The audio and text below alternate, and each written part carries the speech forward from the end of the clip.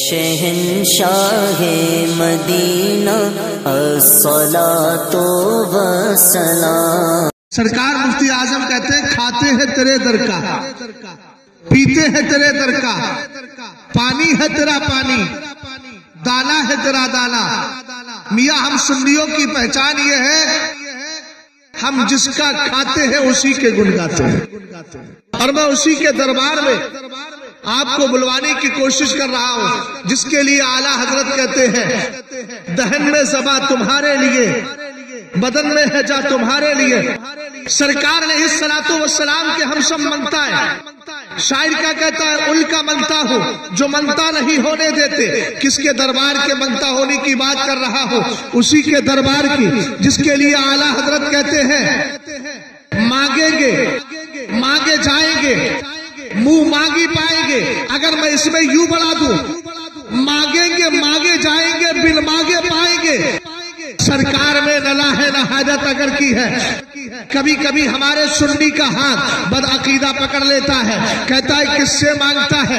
اے سنی بولتا ہے مدینے والے سے مانگتا ہوں۔ بد عقیدہ کہتا ہے قرآن میں اللہ نے فرما دیا ہے ایاک نعبد و ایاک نستعین۔ ابھی 2 دن پہلے کی بات ہے، اور میں تقریر کر رہا تھا ہترا کی سرزمین پر، ایک غیر مقلد سامنے آ کر کے بیٹھ گیا، کہنے لگا الحمدللہ رب العالمین کا ترجمہ کیجیے۔ مجھے معلوم تھا یہ ایاک نعبد و ایاک نستعین سے آگے بڑھ ہی نہیں پائے گا۔ قرآن کہتا ہے تم یہ دعا کرو اے اللہ ہم تجھ سے ہی عبادت کرتے ہیں، تجھ سے ہی مدد مانگتے ہیں۔ بد عقیدہ کہتا ہے تو کر کیا رہا ہے؟ اللہ سے مدد مانگنا چاہیے، اللہ سے مانگنا چاہیے، لیکن تو مصطفیٰ کریم سے مانگ رہا ہے۔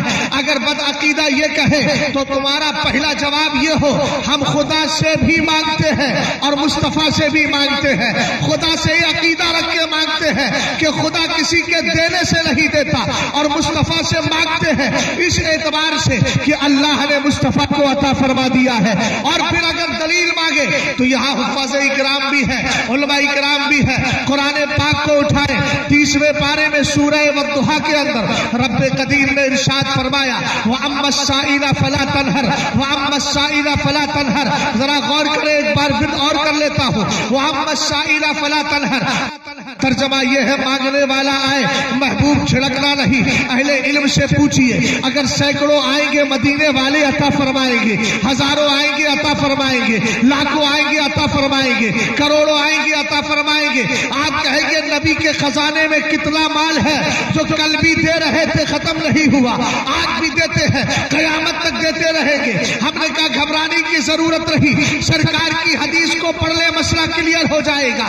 میرے نبی فرماتے ہیں واللہ انی قد اوتیت مفاتیح خزائن الارض واللہ لانظر الی حوض العاج وانما انا قاسم واللہ یؤتی۔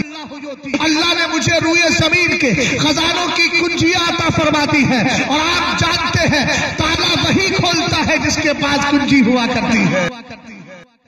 سرکار نے حدیث میں فرمایا خدا کی قسم اللہ نے مجھے روئے زمین کے خزانوں کی چابیاں کنجیاں عطا فرمائی ہے، اور آگے فرمایا میرے نبی نے واللہ لانظر الی حوض العاج، خدا کی قسم میں اس وقت اپنے حوض کوثر کو دیکھ رہا ہوں۔ لفظ اپنے پہ غور کیجئے، کس کو دیکھ رہا ہوں؟